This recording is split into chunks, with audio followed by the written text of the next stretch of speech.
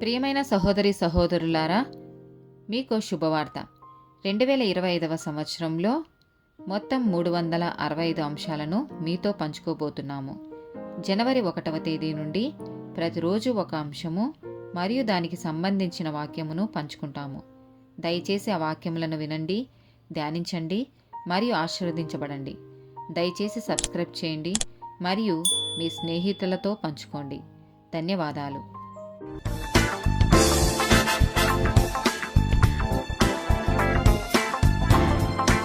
121st day topic విశ్వాసం.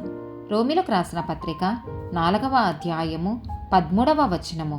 అతడు లోకమునకు వారసుడగునను వాగ్దానము అబ్రహామునకైనను అతని సంతానమునకైనను ధర్మశాస్త్రము మూలముగా కలగలేదు గాని విశ్వాసము వలనైన నీతి మూలముగానే కలిగెను.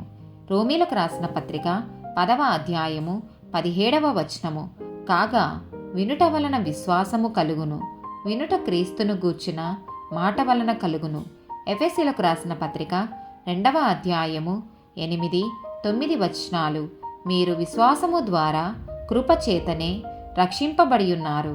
ఇది మీ వలన కలిగినది కాదు, దేవుని వరమే. అది క్రియల వలన కలిగినది కాదు గనుక ఎవడును అతిశయపడ వీలులేదు.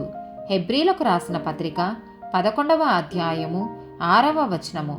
విశ్వాసము లేకుండా దేవునికి ఇష్టుడయ్యుండుట అసాధ్యము. దేవుని యొద్దకు వచ్చువాడు ఆయన యున్నాడనియు తన్ను వెదకు వారికి ఫలము దయచేయువాడనియు నమ్మవలెను కదా. హెబ్రీలకు రాసిన పత్రిక 11వ అధ్యాయము 1వ వచనము. విశ్వాసమనునది నిరీక్షింపబడు వాటి యొక్క నిజస్వరూపమును అదృశ్యమైనవి యున్నవనుటకు రుజువునై ఉన్నది. 2వ కొరింథీయులకు రాసిన పత్రిక 5వ అధ్యాయము 6 నుండి 8 వచనాలు.